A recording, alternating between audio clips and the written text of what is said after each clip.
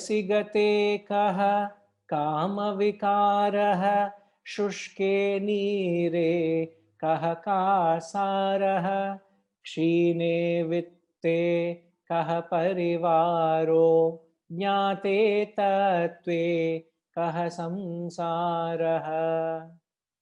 वयसि गते कः कामविकारः शुष्के नीरे कः कासारः क्षीणे वित्ते कः परिवारो ज्ञाते तत्त्वे कः संसारः।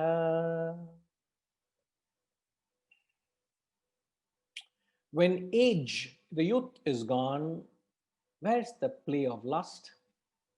Vayasi gate kaha kama vikaraha. When water has dried, where is the lake? Shushke nire kaha kasaraha. Kasaraha means lake. Kaha is where is the lake when the water has dried up? When wealth is gone, where is the retinue?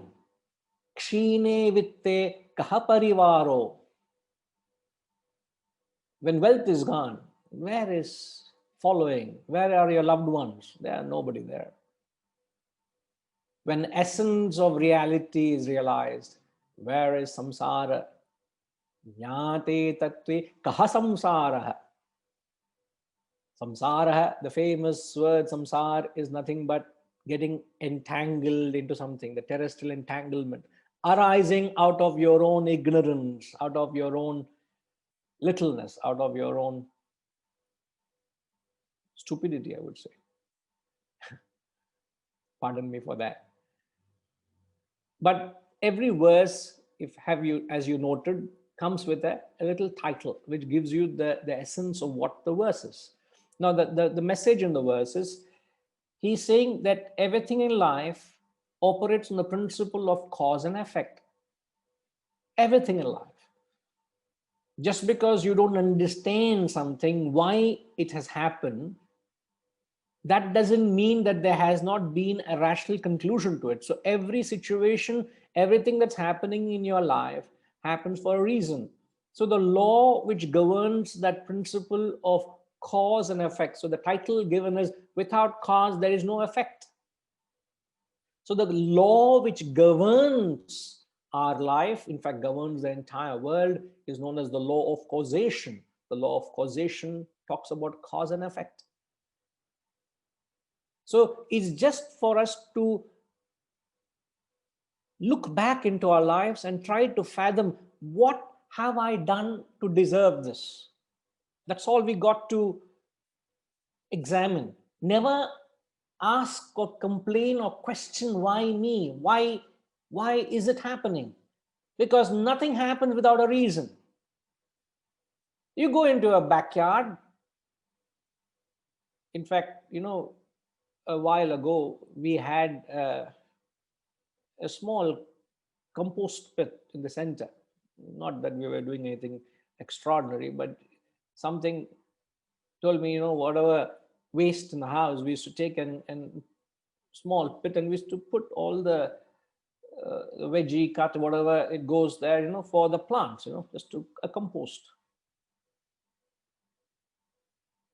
And I got tired of it because it's so much of time and work. Then I said, okay, enough is enough. When the pit got filled, I've covered it up with soil and said, let nature take its course. And I didn't bother to really look into it. And then I said enough to the kitchen department. So don't supply me anymore, and nor am I getting into it. And suddenly, 2 months later, in that backyard where I had dug a few pits, there were many mango plants. Out of the blue, I said, how did mango plant crop up? Where did it emerge? Then I realized, thanks to all the wonderful mango season we had, all the mango seeds also which went into the compost and were discarded, or we got rid of it into the compost. And all those mango seeds, with whatever nourishment it had with other compost, it just sprouted. I did not plant it intentionally, but yet there was a cause which brought about an effect of a mango sapling, which will become a mango tree, will yield mango fruits, and so on. Whether you know it or not, whether you're conscious of it or not, the fact that you have performed an action, it has a consequence, it has an effect. So ignorance of an action is not going to,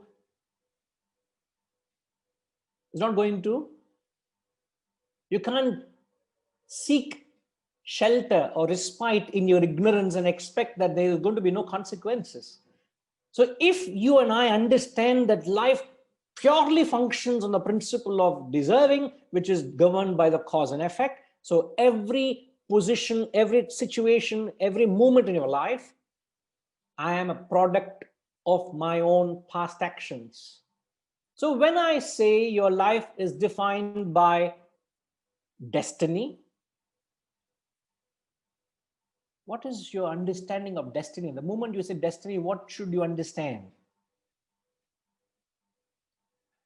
I'm sorry, I'm not digressing. I'm just want to establish this principle. And then the verse, what he mentions is straightforward. It would not take much to understand it. So he's just trying to convey the principle of cause and effect rather than the message which is there, you know. So the moment you say destiny, what should you understand? Vanitama, what should come to your mind at all times the moment you say destiny? What do you understand by the word destiny? You reap what you sow. You reap what you sow. Yes. Anything else? So in another 10 years time, I'm going to reap a lot of mango. Huh? Hopefully so, they survive and they grow and they yield fruits, isn't it?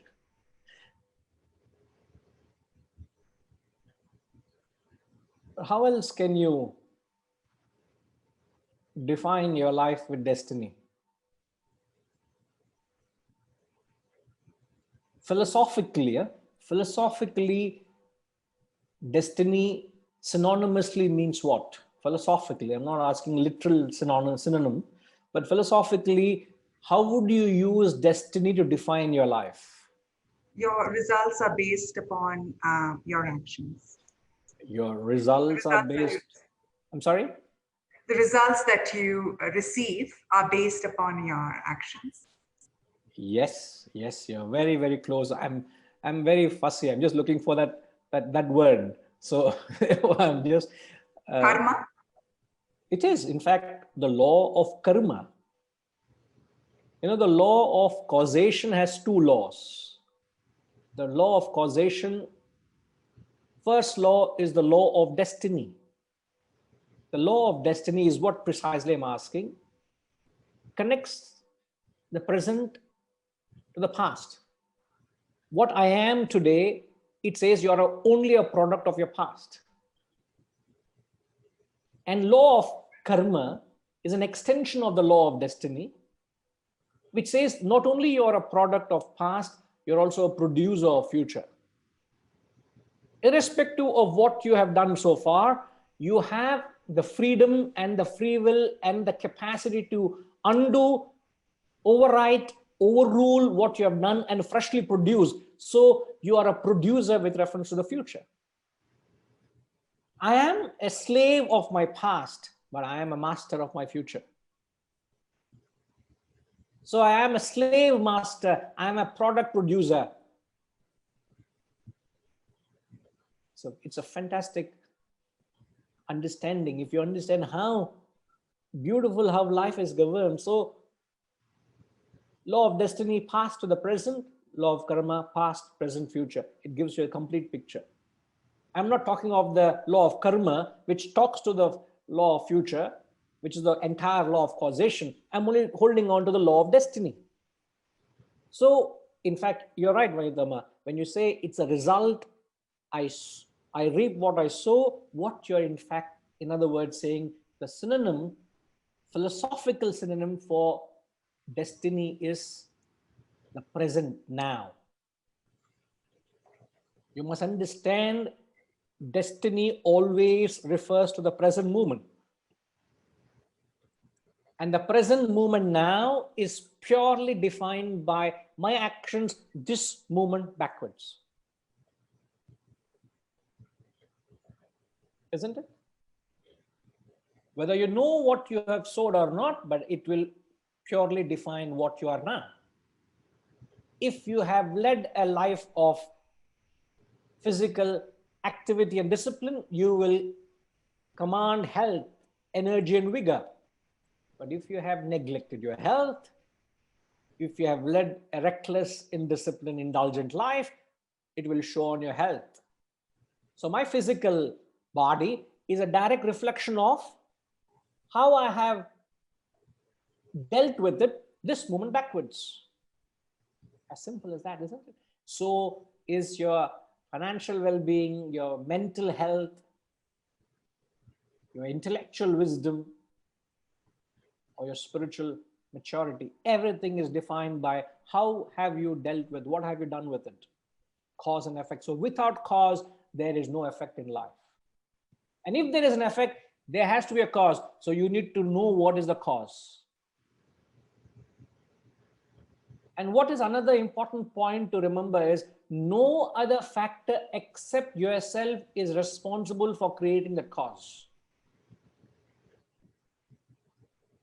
Now, many people have different opinions on this. There's no other factor but yourself that is responsible for your destiny. Means nothing influences your destiny except myself and my actions. Does that make sense? Yeah, Vijayji.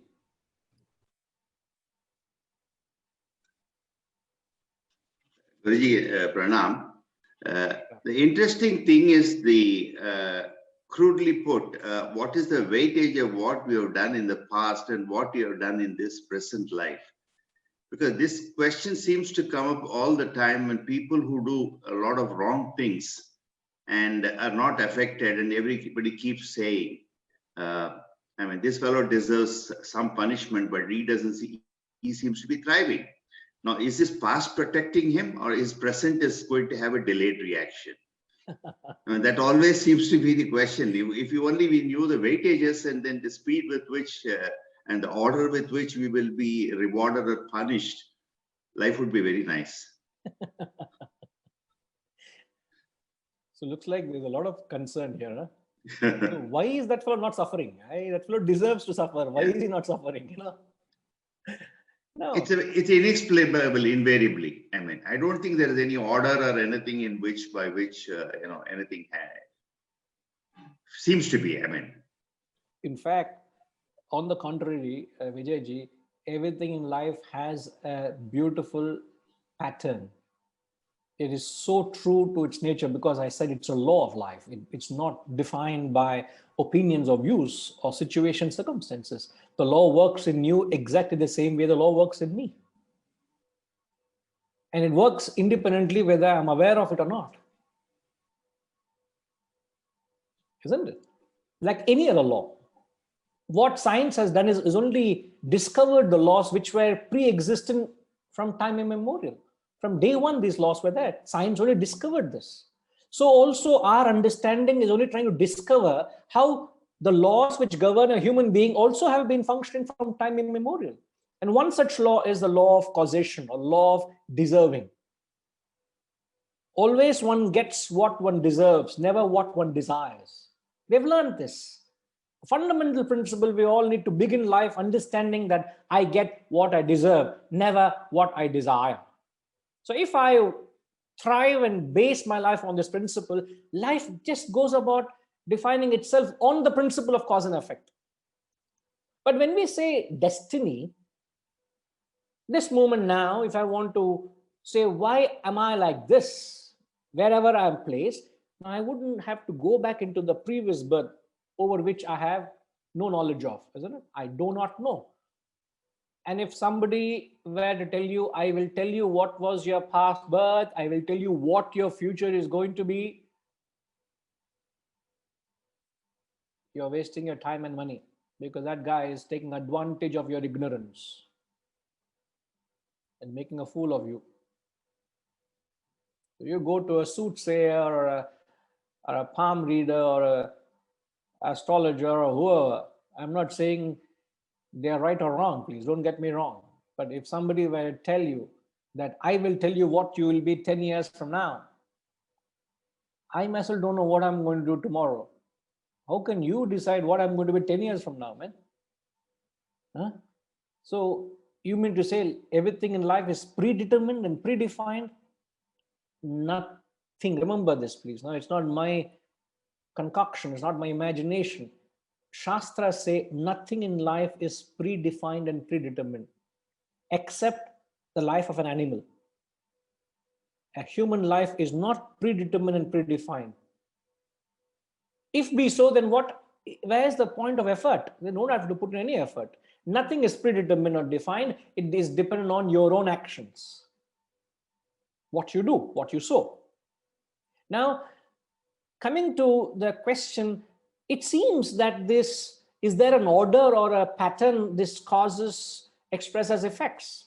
So if I touch a hot pan, it doesn't take long for the effect to appear, isn't it? Instantly my palm is burnt, isn't it? But there are certain actions I could perform. If the moment I entertain a negative thought about a person, instantly there is a mental agitation, isn't it? Even at the thought level, isn't it? At the thought level also, I could have done something wrong, instant karma is there. But there are certain actions, it may take time. Like I did not know.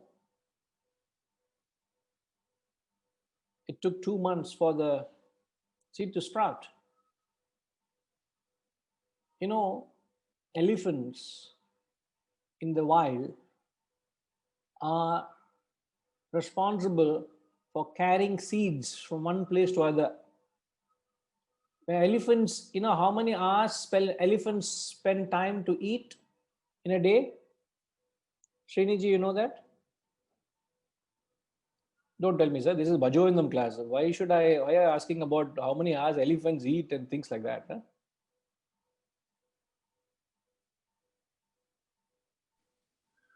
Probably 12 hours is my educated guess. Actually, it is 18 hours a day. 18 hours. 18 hours a day. Because why? I could be wrong. It's just a matter of few hours. So we're not wrong. Because they spend that many hours eating, because the amount of food they eat, they can't digest half the food they eat. And they need energy. So they keep eating. And they eat, and they in a day they travel 40-50 kilometers, 20-30 miles they travel in a day easily. So what they eat here, they transfer the seeds somewhere, they dump it off. So when the seeds are dumped off, Vijayji, is it immediately the tree sprouts, the sapling sprouts? The seed has to find a conducive soil. Not necessarily every seed will germinate, but the seed has to find a conducive soil for it to start sprouting, and then you find there's a beautiful plant and a tree. So certain actions has immediate effect, certain actions take time to produce effect. So if you, and it is very difficult, I do not know on what basis you say that, why is that person not suffering? How have you come to that conclusion?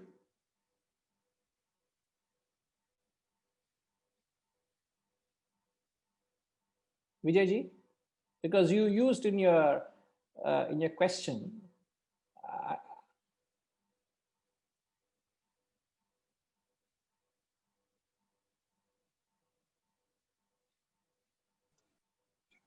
Sorry, took some time to unmute.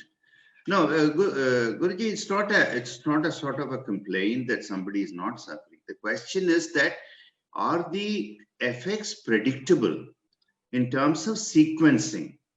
I mean, like somebody does good, a lot of good throughout their life, but still apparently a lot of misfortune comes on, and the reverse is also true, what I mentioned earlier.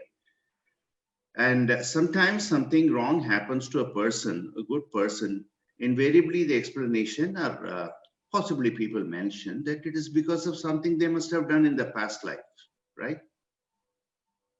Possibly both are very true. I mean, the question is that what you get and when. I think that has got a natural pattern, and there is nothing not for us to start guessing as to it come in a sequence, which is what I was mentioning. I mean, Right. I'm not particular about it. The good thing is also true. The bad thing is also true. The Correct. sequencing is what mattered. Yeah. See, there's another law, the parallelogram law forces. If you keep the diagram in mind, imagine there's an object O, and there's a force OA pulling the object in particular direction. In which direction will that object go? Vijayji? Sorry, I didn't get you. Okay, in a parallelogram law of forces, Yeah. imagine a diagram. There's an object O, Hmm. and a force OA is being added to it. On which direction will that object go? OA. Resultant. Because, no. Hmm. There's only one force acting. OA, the object will go in OA, isn't it? Yes, wherever the direction which is pulled, yes. OA. Okay. Let's say another force OB is pulling in another direction. OC, OD, OE, ON, OX, ON plus plus. When all these forces are acting on the same object, now I ask you, which direction will the object O go? It will Whichever go- acted first, and then it goes in a direction, then again goes into the simultaneously resultant. simultaneously, when all these forces Resultant. are acting on it, Okay. it goes on the resultant Yeah. force, which may not be in the force or the direction intended, isn't it? True. This is what is happening with life. So product of whatever we have done in the past rather than necessarily individual. Absolutely. Exactly right. So your present is not determined by your last action or the few accountable actions which you can take credit to, but your present is determined by actions this moment backwards. Because everything is an action. So it's a resultant of that is what you are today. You can't say, oh, I have been seriously cycling, I've been seriously exercising, I've been going to the gym. How long? 2 weeks. But yet my tummy is not decreased. The tummy is a product of 30 years of nurturing. How can 2 weeks of effort can take care of the tummy, 30 years of nurturing? Isn't it? It may not take 30 years for the tummy to go, but it will take substantial time and effort for it to go. You can't take 2 weeks of effort and say, what is it? Nothing is happening. No, the change is there, but it may not be a perceivable change. Change is happening, but you got to account into what has been your past thus far, isn't it? And a classic example that should perhaps seal the understanding is your bank balance today. Your current bank balance today is the destiny. The destiny, your current bank balance, does it depend on your last transaction? Does it depend on the last 6 or 10 transactions? Or does it depend on the transactions from the day you opened the account? It could be 20 years ago. And yet there is a chain to the current bank balance to the initial deposit you had put 20 years ago when you opened the account, and you have been very faithful with that branch and the bank, and you have been operating it very diligently, very faithfully. But yet you can't go to the bank manager and argue. Yesterday only I put $25,000. What happened to my 25,000? My dear friend, you have a minus of 250,000. So Okay. it will only show minus 225. It will not show plus 25. So the manager has to remind you, do you know you have taken a loan that while ago? And thank God you have paid up.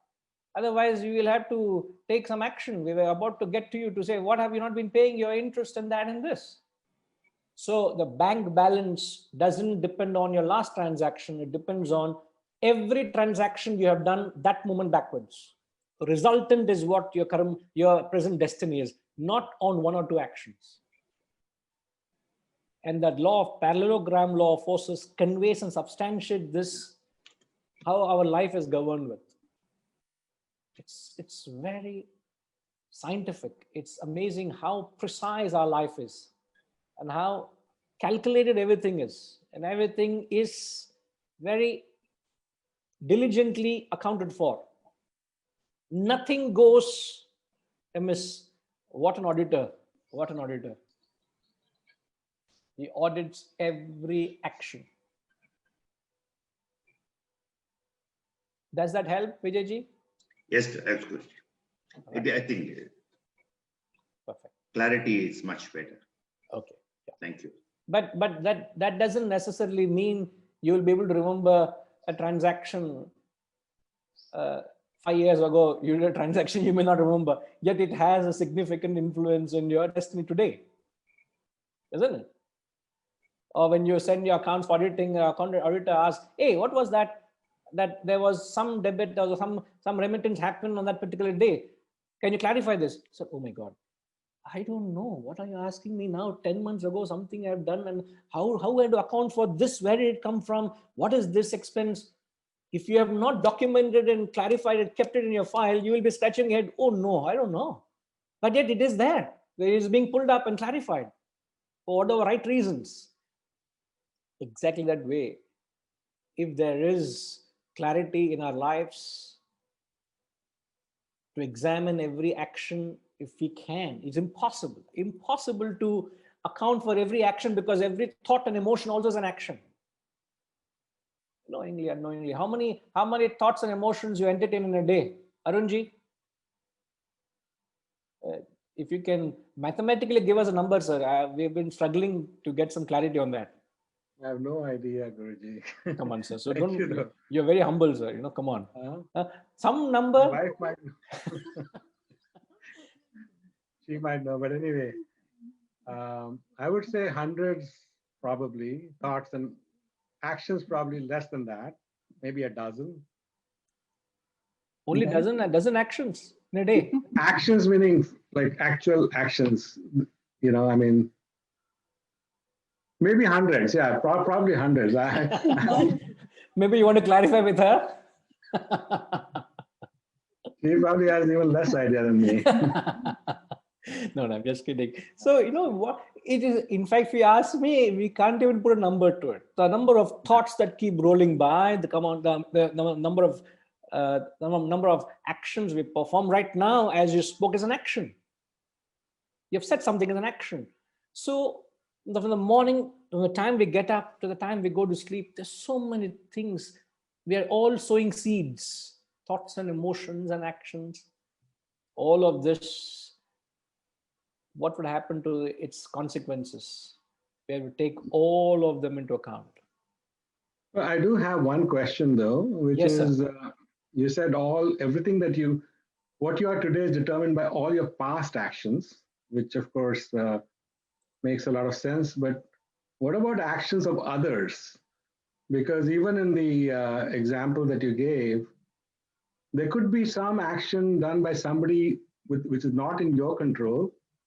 In other words, taking that force analogy, which by the way shows me that you must have done physics in. No, very little of it. No worry. It's a brilliant analogy, but yeah.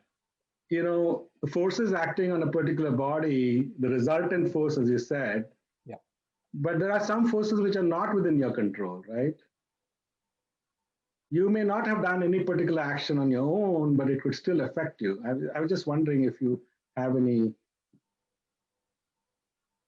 How do you account for that? I'm still trying to understand your question. So what I'm saying is you are determined by all your actions, is what you said, but what about actions of others on whom you don't have any control? Do they also not affect what you are today? Yes. Let's say I'm driving and somebody comes and knocks into me. Exactly. And I go through a serious It has caused considerable damage to the car, and I have gone through serious health issues. Exactly. And I have not done anything wrong. I was just following. In fact, it happened to one of my students in Malaysia. A father and son were returning from a movie late evening, and there was a traffic light. They slowly came and stopped. There was a car ahead of them, and it was a pretty quiet evening, 10:30, 11 in the evening. And suddenly they heard a huge sound of an impact. A vehicle behind them came and hit them. And as they were stationed at the traffic light, another car hit them from behind. His young son, a teenager, not a scratch on his body. This elderly gentleman who was in his late 50s, early 60s, he was completely paralyzed waist down. Yeah, this is the kind of thing I was talking about. In fact, the exact thing that you're saying is what I was thinking about when you, Right. before this, that somebody you're going on, it has happened to us that we've been hit from the side, for example. Right. And, pretty bad accident. Luckily, we were fine. It's happened once somebody has hit us from the back. No fault of ours. Yeah. So those are the kind of things that can cause you injury, or it could change your life, right? Yeah, absolutely. Yeah. So how does the law of karma or the law of action account for those kind of things? That was my question. The only way we can understand is whether it happens through a known source, it can happen through an unknown source, but end of the day, I am getting what I deserve. So Yeah. I am only facing the fruits of my own past actions. So the present, if there is a considerable loss of finances in my life today, I've lost my business, I've lost my savings because of a financial crash, I've lost all my investments. Example. So today you may ask me, why have I lost all my investment? Why is it I've lost all my savings? Why is it happening? It is because perhaps I could have earned that money in a very unethical way. I have been not faithful to my organization. There was no integrity in my work. So the wealth I had earned is at the cost of my institution or the organization which supported me or people who believed in me. So perhaps I was a traitor. So the law is just settling accounts. It doesn't truly belong to you. It must be taken away. And how is it taken away? Through mysterious ways and means. It happens. The same way benevolence also happened. It happened that a family was coming on a holiday to India. They were coming from US to India for a holiday, and they were transiting via Dubai. And they bought a lottery. 5 people were traveling. The gentleman, the head of the family, went out to buy a lottery ticket, and he bought 5 tickets. The 4 of the family and the maid who travel along with them. And the maid won a jackpot of $1 million. Not the owner. And the owner told the maid, even though he bought the ticket, this is truly belongs to you. And he gave the $1 million to her. And that she was an ignorant. She didn't know. She didn't have an idea what was the fortune that came her way. But now I ask you, how is it that this maid was rewarded of $1 million? What could she have done? She had been a very faithful servant serving the family. So much so the family believed that she is a part of the family. They didn't treat her as a maid, treated her as a family member because of the faith she showed and the service she rendered. And providence in the sense, the law which accounted every action, all the unselfish actions you've done, you gain rewards. All the selfish actions you have done also has rewards. So you only have to understand that even though I may have not done, but if I am going through certain things in life, it is because of my own destiny, is a result of my past actions. How I face them is I do not know. It can happen through, I can be backstabbed by my own family, or I could be a stranger out there who could dish out what I only deserve. I don't have to have any animosity or hatred to a fellow who hit me, because he is not done intentionally. Even if somebody intentionally comes and does harm to you, comes and robs your home, comes and robs my home, and I've lost all my valuables. At least I've lost valuables. I've not lost my near and dear. So you say, why have I experienced it? It's because I could have caused material damage to someone, therefore I go through material loss. See, the principle works. If I do physical good, physically I'll be good. If I do material good, materially I'll be good. If I advance your emotional good, I'll be emotionally happy.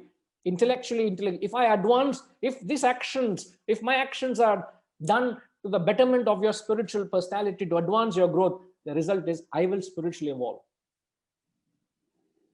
The law works at that level. And it works. It is working. It's just that we need to position how this all works. So if you understand it that way, complex it seems because it's multifold actions creating multifold responses. So it's very difficult to say, how can I account this cause or this effect to which cause? You may not be able to link. Was this in this class I mentioned about that young boy who was pulling the legs of a grasshopper? Was it this class? Last week? Last week. Oh, perfect. That resonates. He did that innocently. Many years later, 15 years later, he lost his limbs. He lost his legs. But you should be able to connect that action to this effect. Strange as it may seem, but that's how law is. It works. I may not like it, but that's how I need to. So when you see a person suffering, or other day I saw a picture of Mukesh Ambani holding his grandchild. Now, what has that child done to be born into aristocracy? What has another child done to be born in the slums? Yet, you see those two children are innocent, naive, no accountable action, why they should deserve it, but yet they deserve it because they have done something. And if I see someone suffering, I only think and ask myself, what has that person done to deserve it? Oh my God. You know, the law should be, you should be so fearful of the law because it is not going to leave you. Therefore, the onus is on you to be very, very conscious and mindful of what you do, because everything is going to follow me, rather haunt me, good or bad. Either I'm rewarded or punished by my own actions. There's nobody else out there that's punishing. So others are instrumental in delivering something which I deserve, which is that's governed by law of causation. In one statement, if I can answer, is others are only instrumental. But why is it happening is because I deserve it, because of my own past actions. My destiny deserves this. Now, what decides it? Nobody else. Law of destiny, which is under law of causation. So we don't have to have any personal agenda with anyone. Accept what life is. Because this is what life is. When you understand it and accept it, we don't complain. We try to make sense of the whole happenings. But we may not have clarity as to what we have done. But if you are sharp and smart, and if you have what is known as the Medha Shakti, Medha Shakti is a capacity of the intellect, a capacity where you're able to flash back into your own past, and you're able to pick up an episode or incident or something which is very powerful. You can attribute that cause to this effect. But you need that clarity, an unclouded mind, a clear intellect to be able to scan through your own actions and past and say, oh, it's this happening because of that.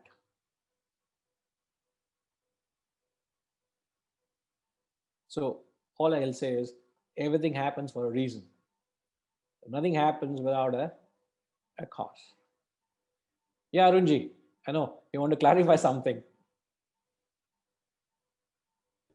I think I understand what you said, but there's still some confusion, not confusion, but I still need to convince myself Right. that that's true, which probably is. But one of the things, one small comment is because of this, a lot of people, at least in India, they have this tendency to blame people for what they are, where they are, on their past lives or past karmas, and nobody wants to help them. See, that is, in other words, I think that this is what you're saying may be absolutely true, but a result of that, in some people, they interpret it in the incorrect way and have a fatalistic interpretation. In other words, there's this tendency that you can't do anything about this person because anyway, he deserves what he's got. He's reaping, all the bad karmas that he did. There's nothing much anybody can do about it. That is something which I have trouble with. Right. And I don't know if that's the right attitude, but I always feel that, people have this viewpoint that there's nothing much you can do to help this person. So let's just leave him be. No, that's that's only that's only saying, pardon me, that's only seeing one side of it. See, as I have said, law of destiny defines the present with reference to the past. I'm a product of past, but I'm also a producer of future. See, as long as I look into my past, I'm a pessimist. As long as I'm able to look into the future, I'm an optimist. I cannot undo my past, but I can rebuild my future. And Vedanta only tries to clarify and explain why you are what you are. It also tells you have the, the freedom and the free will and the conviction to build your future. In fact, the Shastras are saying you can attain moksha, you can attain realization. It doesn't matter what you are. No, I agree. That's the right interpretation, but some people misinterpret it to think that nothing much you can do. It's all predetermined. That's It's a very no. In fact, I agree with you. I agree with you, and therefore, I did clarify earlier. Passingly, I mentioned nothing in life is predetermined or predefined. Yes. So one has to take the entirety of the knowledge and only use it for your betterment. You should not justify your own current position and succumb to it. It is not a pessimistic school of thought at all. So if somebody is very narrow in his vision, it's a very incomplete concept, an incomplete understanding. The Shastras are not saying that, please. No? I know where you're coming from, but people are very shallow and narrow-minded, and they use it as a reason to justify their inability to be of service to others. Yeah, that's exactly that. We should not fall into that trap. Fall into that trap. Other day, we had visited an orphanage of a young lady who would be in maybe late 30s or early 40s. She was on a wheelchair, and I was briefed about her life when I was being taken there, and it was just shocking what she's subjected to. When she was 19 or 20, she met through an accident, sir. She was driving apparently, and she met an accident. She's actually paralyzed from neck down. Neck down, she's paralyzed. What a charming lady. We saw her on the wheelchair, and the last 19 years of her life, She's just stuck to the wheelchair. And we were very touched and very troubled to find her in discomfort sitting on that wheelchair. And every 10 minutes, somebody had to come and stretch her because it was impossible for her to be just comfortably seated on a wheelchair. And we were there for over an hour or so. And the amount of discomfort, okay, that's the lady, Rajima is showing the picture on the extreme right. We're talking of that girl, that lady. So we met her. Now, I'm not surprised. In fact, I would have said that in the context of the verse. And that lady was saying she has three siblings. None of them are available for her. None of them. They have left her to her fate, to her suffering. So much so, even when she recently lost her mother, her siblings didn't come. One was in US, one was in UK. They didn't turn up. Not bothered, not because of this COVID. This was before COVID. So she had to go through very challenging times. She's endured a lot. And yet, she's running an orphanage where she takes care of 20-odd kids.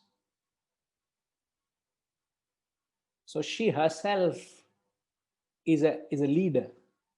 And my message to her was, I'm talking this philosophy and you're living it, I said. That was my message to her. I wanted to give her some positive. I said, you're an inspiration. And I was very inspired and touched by what she's doing. Now, it's up to you how you transform your life. Can you imagine being paralyzed neck down? 20 years she's made something out of whatever she wanted to, and she's contributing to the society. Amazing. There are people out there who prove a point, exactly what I'm saying, that past, you're a product of the past and you're also a producer of the future. Not necessarily your life should be defined by your past. So let not my life be defined by my past. Let my life be defined by my aspirations to do what I can in the future. What can you envision? And that's the kind of encouragement the knowledge gives and motivation to be able to look into the future. Isn't there a beautiful saying, sir? Every saint had a past. Every sinner has a future. Isn't it? So why am I to define myself as a sinner and saint and settle with that? No. I can be a sinner and I can become a saint. So it's how we use this understanding to overcome and not be a victim of the past and believe that I am a master, a chef d'oeuvre, a masterpiece of creation. In fact, a human being is a masterpiece. You are a true master of whatever you want to achieve. And that's what the Shastras are giving us. And that is justified by the law of causation. So don't take a half, we have to take the entire bit and see the grander picture of life. Maybe, Arunji, if you can revisit these ideas and then perhaps reconcile all the examples and the concepts we spoke about, perhaps you will be able to come to terms with the concept. It's difficult to completely grasp it in a session like this, but perhaps if you can ponder over it, and then if there's anything, we'll always certainly revisit it. All right? Right, sir. Vijayji, I saw you wanted to say something. Is it okay? Mostly okay, Guruji. I just wanted to mention, perhaps it's the reason that reason for us not to have self-pity. Yeah. I mean, that's one of the greatest things. People go down and down and down. Instead of that, if we can treat events and treat inputs into our lives in this way, possibly the self-pity can be reduced, which doesn't help in any way. Anyway. Yes, self-pity is just trying to pacify your own inabilities. No.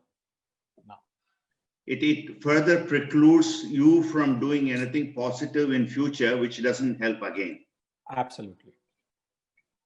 Thank you. Good. Absolutely. Yes. Yes. Harish ji, you wanted to say something? I know you typed a beautiful message there.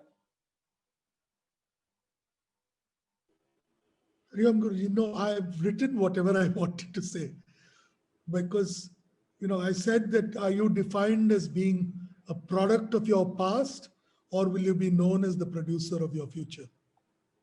And I thought that there is no better example of this than the work of Arun's brother Sunil and their own foundation. What is the name of the foundation for some of us who don't know as much as we should probably?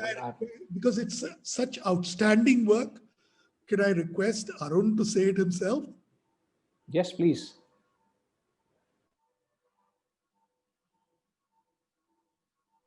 Well, Harish, thank you so much, first of all, and pranam to everybody.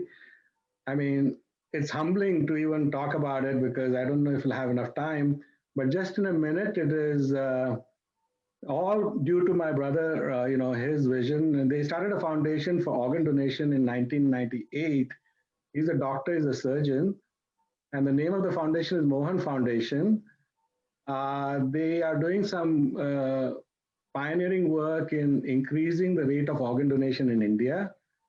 And he started just as a single person. Now they've reached a pretty high level of acceptance in the country. They've increased the organ donation rate in Tamil Nadu and across many other states. And last month, to recognize the work that they were doing, he was actually called as a Karamveer on Amitabh Bachchan's show, Kaun Banega Crorepati, which was a huge recognition of the work that the foundation has done.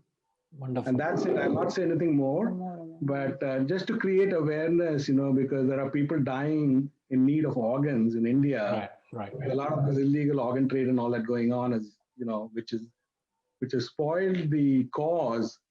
But there's a big requirement for people who are waiting for things like kidneys and, heart and lungs and all that. And they have tried to increase the awareness of this as a cause because in India, there's a big shortage. And if more people become organ donors, this will help a lot of people who are waiting for these much needed organs. Wonderful. So touched. Amazing work. So nice to hear. Right. Wow. So nice to be amongst such lovely people, amount of great work we all are doing, So now with reference to the text, we have not got to the verse. We just chanted it. We'll come back to the verse. We shall, as I said, the content of the verse just conveys the principle of what is, as he says, when youth is gone, there is no play of lust. When water is dry, there is no lake. When wealth is gone, there is no retinue. Similarly, when there is this wisdom, where is this samsara, the terrestrial entanglement? We'll come back to it next when we meet. I think there's a small poll, as was announced earlier. We just wanting to respect your time and everybody's availability coming the occasion of Christmas and New Year around the corner and the weekends, whether everybody's available. We want to take a poll, and based on the availability, we will schedule the session. So Harishji, if you could please launch the poll, and then I think we will communicate to you through the group, through the WhatsApp group, whether the class is on or not. We may not be able to take a call right away. No, so we will come back to you all and let you all know whether the classes are there the following and the subsequent weekend as well. All right. Yes, Hariji. Hari Om Guruji. Hari Om, sir. Hari Om all. We will be launching this poll, which would not take more than a couple of seconds to answer. Just two very small questions. Without further ado, I'll just launch the poll. Request you to please take a minute, take a few seconds to answer the poll with your views so that we can plan whether to have the next two classes, right? Or one of the two classes or whatever, right? Okay, and while on the subject, Merry Christmas and a very, very happy and lovely and fulfilling New Year to everybody.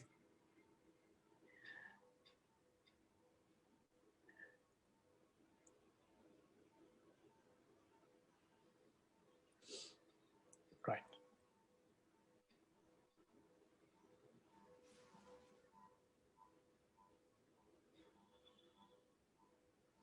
I hope you all see the poll.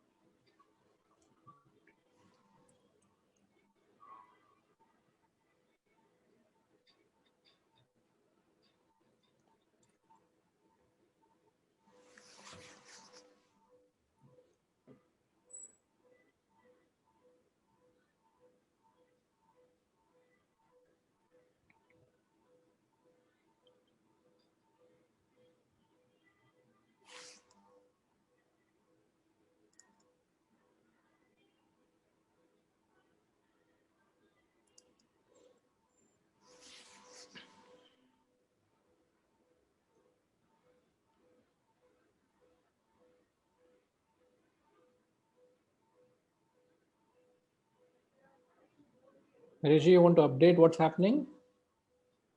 Yes, Guruji, I'm watching we've had about 75% of the people already have voted, right?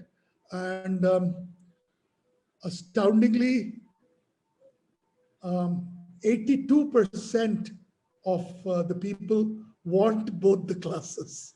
So, in fact, it's almost 21-1 as of now.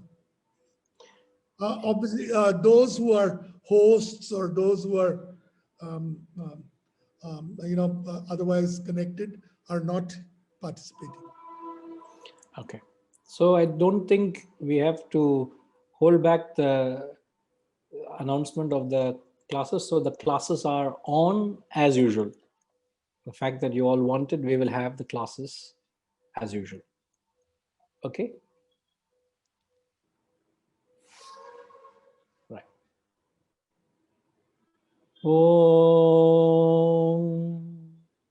Purnamada Purnamidam Purnat Purnamudachyate Purnasya Purnamadaya Purnamevavashishyate.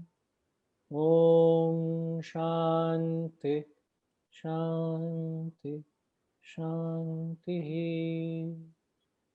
Hari Om. Shri Gurubhyo Namaha. Hari Om.